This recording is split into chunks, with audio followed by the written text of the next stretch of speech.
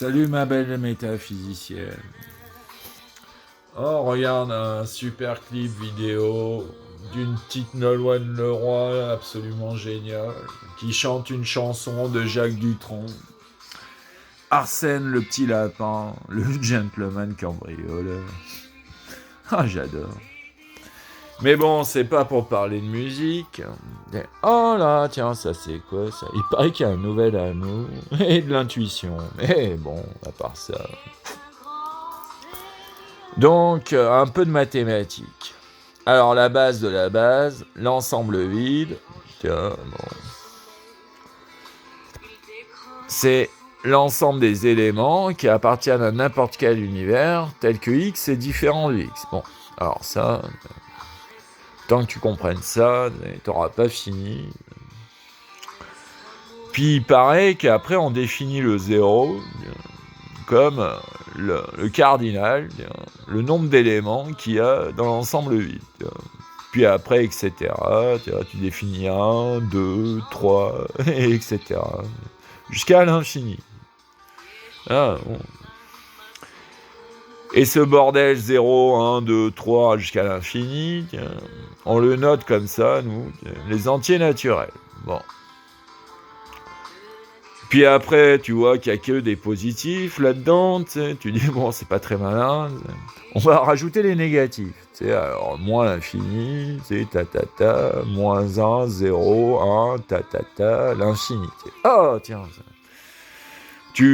toute la droite, tu pars de tout à gauche pour aller à tout à droite, de moins l'infini à plus l'infini, puis tu les fais un à un. Puis ça, c'est ce qu'on appelle les entiers relatifs en maths. Bon. Z, quoi. Ça c'est N, les entiers naturels, puis ça c'est Z, les entiers relatifs. Puis bon, tu te dis, bon bah c'est bien joli tout ça, mais bon, moi je peux faire un gâteau, je le divise avec 3 potes, ça fait un tiers de gâteau chacun, alors il y a des nombres rationnels. Alors un nombre rationnel, un nombre rationnel, c'est un nombre de la forme un entier sur un entier. C'est P sur Q. C'est par exemple, 2 tiers, moins 4 cinquièmes, etc. Et ça, l'ensemble des nombres rationnels, on le note Q. Ouais, bon, on note comme on veut. Bon, alors déjà, c'est pas simple, tu vois.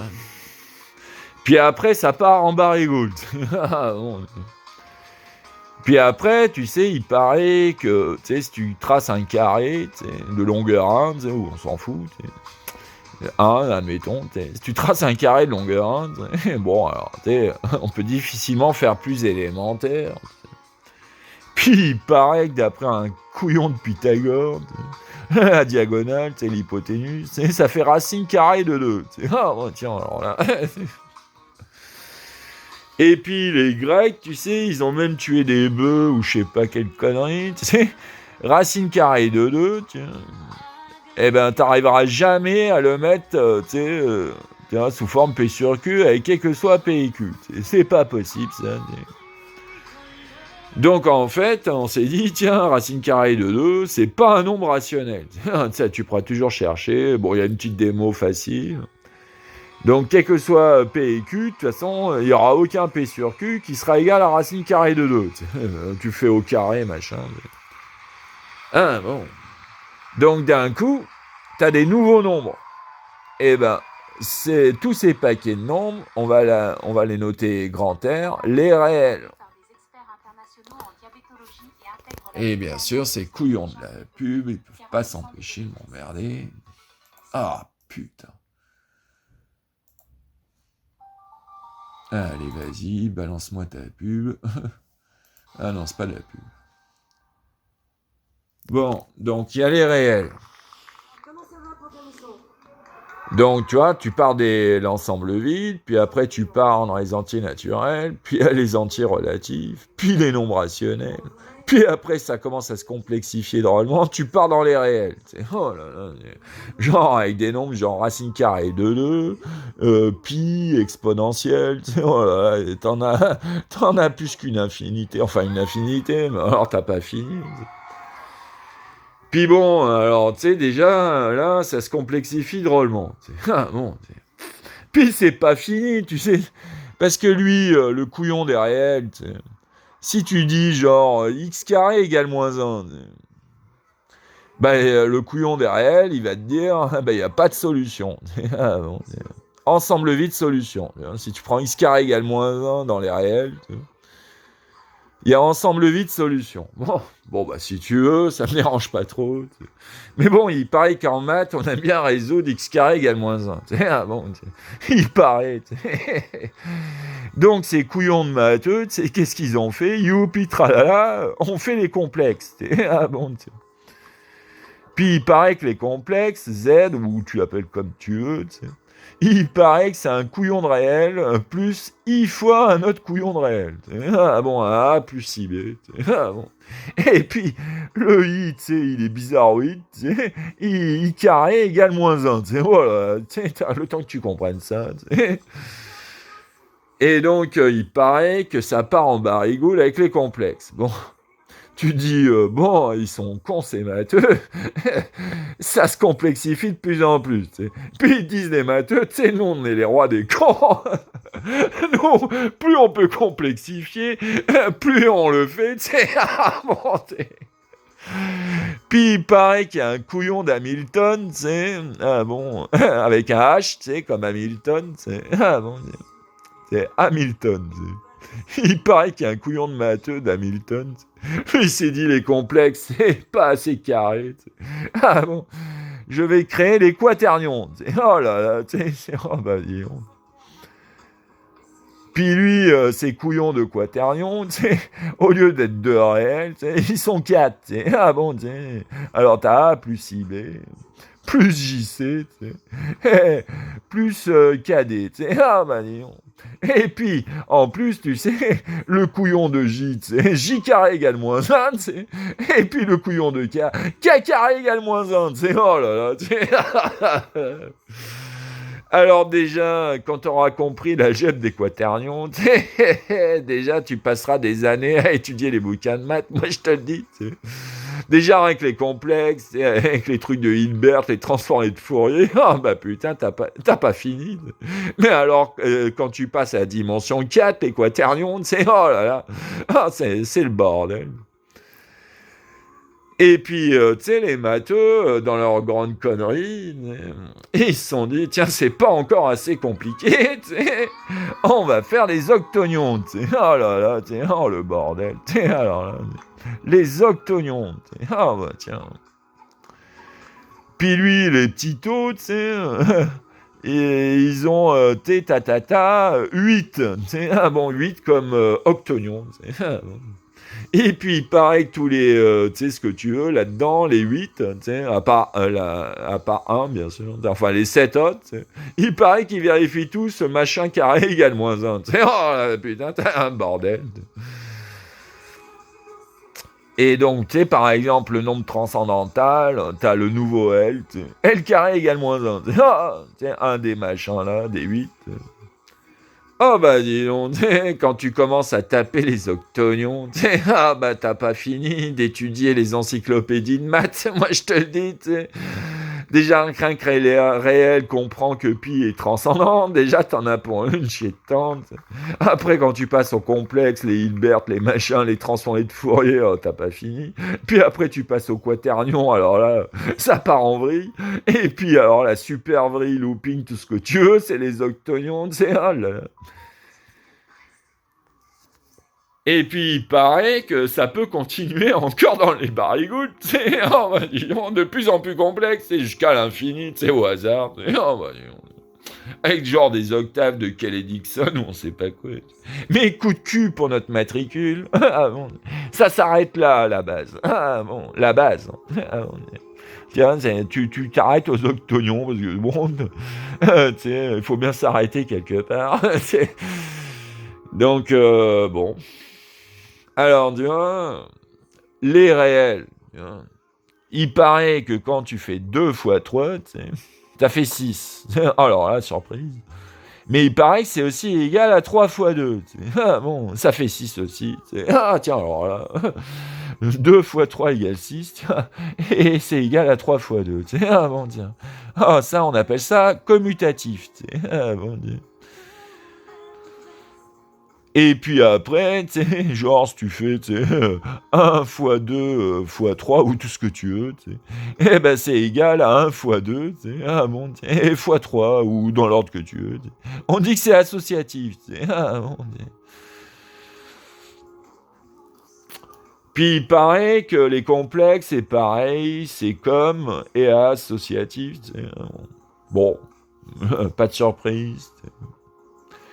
Mais il paraît que quand tu arrives au quaternion, tu sais, oh là là, là, tu vois, c'est pas commutatif. Tu sais, ah bon, tu sais, ah là là, ah ou que c'est plus compliqué là, tu sais, ah c'est pas commutatif. Ah bon, ça veut dire que si tu fais QQ prime, tu sais, c'est peut-être différent de Q prime Q, tu sais, ah là là, c'est le bordel. Par contre, ça reste associatif, tu sais, ah bon, tiens, oh, encore heureux, tu sais, sinon c'est trop le bordel. Mais alors là, coup de cul de pas coup de cul généralisé. Tu sais. Ah, les octonions, tu sais. Bon, bah, comme d'hab, tu sais, déjà l'autre, il était pas commutatif, donc lui, il a aucune chance d'être commutatif, tu sais. Donc il est pas commutatif, tu sais, bon.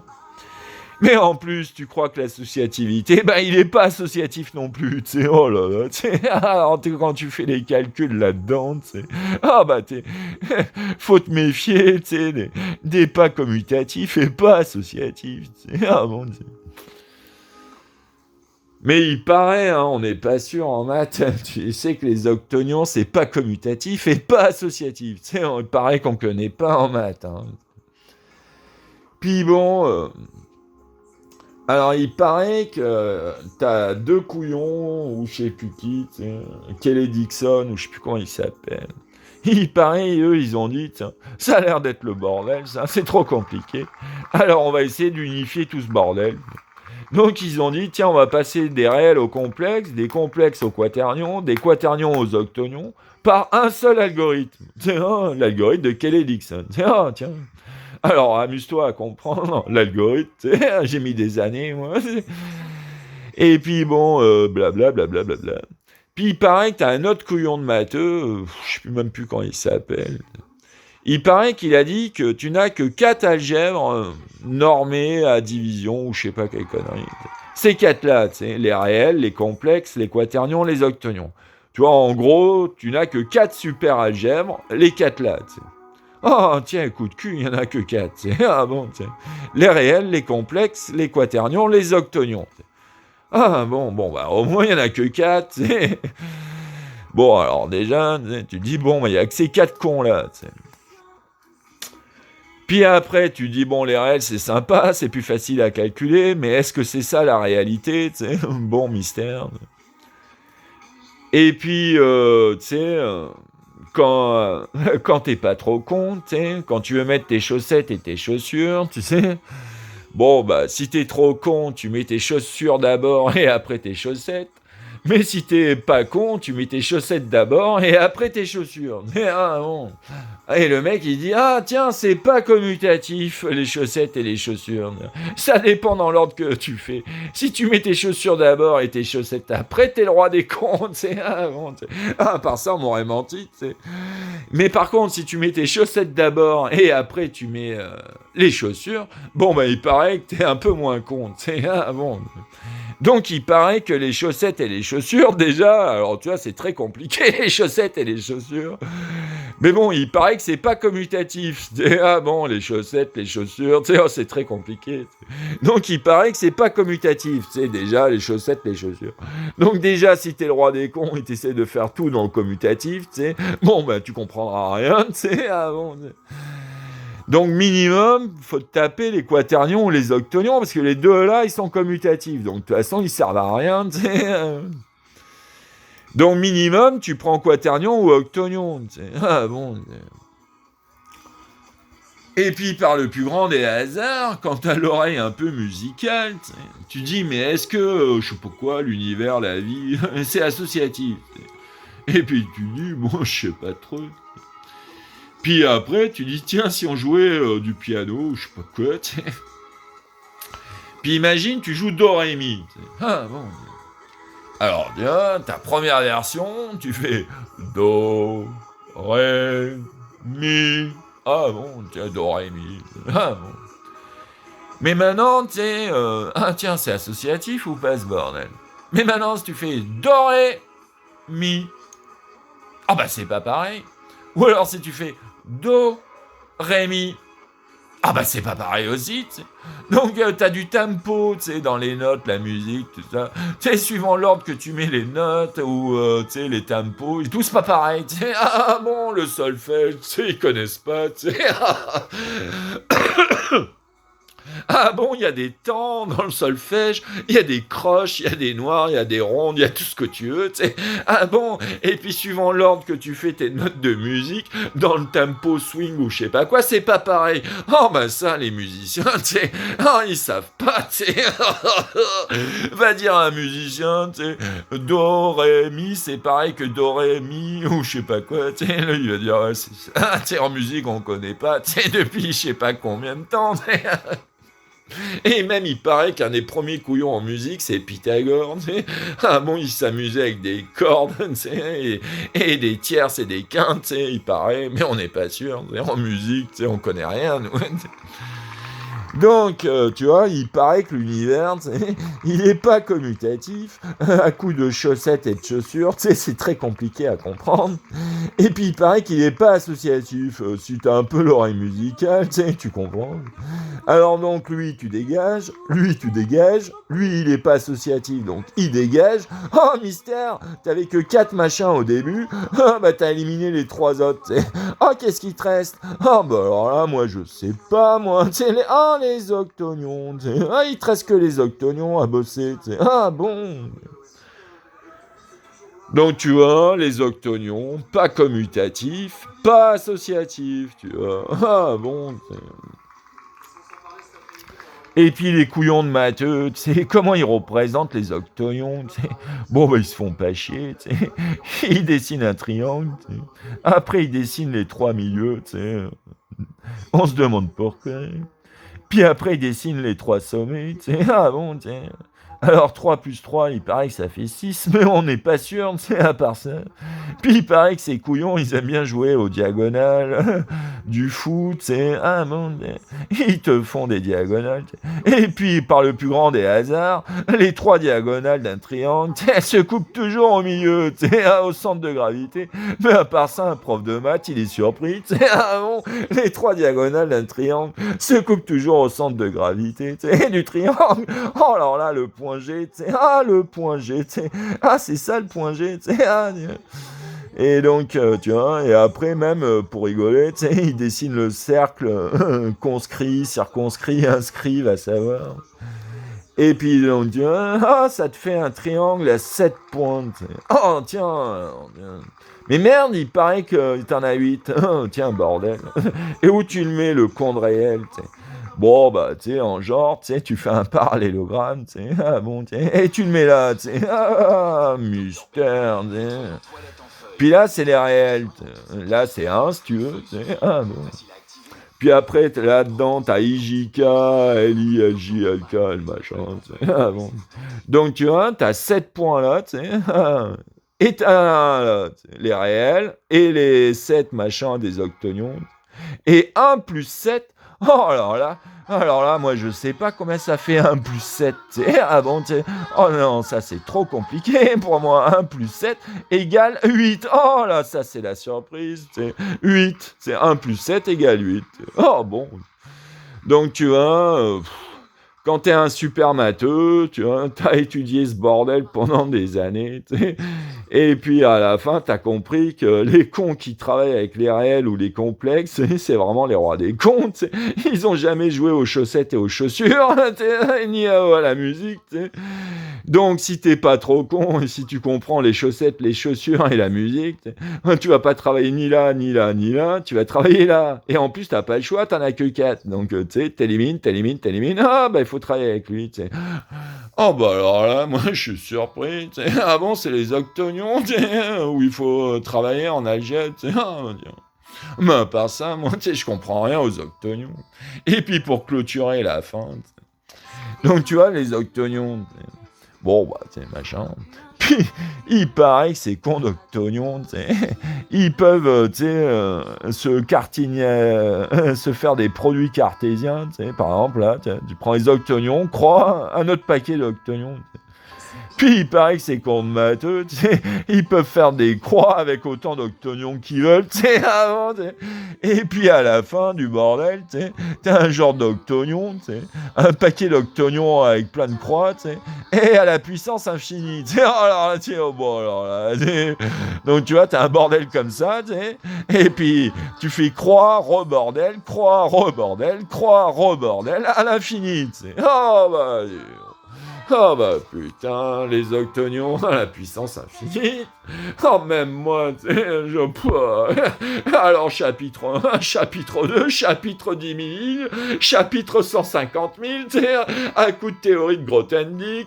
Et puis déjà, si tu t'es pas farci les 50 000 pages de Grothendieck, oh bah tu vas rien comprendre, Et puis rien que de taper une page de Grothendieck, des fois tu mets des heures. Oh oui, ça crois-moi, T'as qu'à demander à Alain Cohn combien de fois il s'est pris la tête sur les phrases de Grothendieck avant de les comprendre, oh bah non.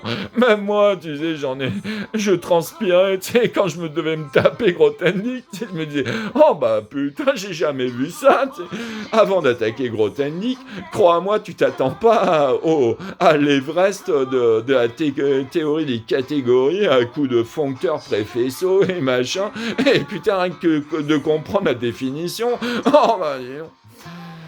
Donc, pour les matheux, vous avez du boulot, le temps de me rattraper, mais de toute façon, vous me rattraperez jamais. Bisous, ma belle.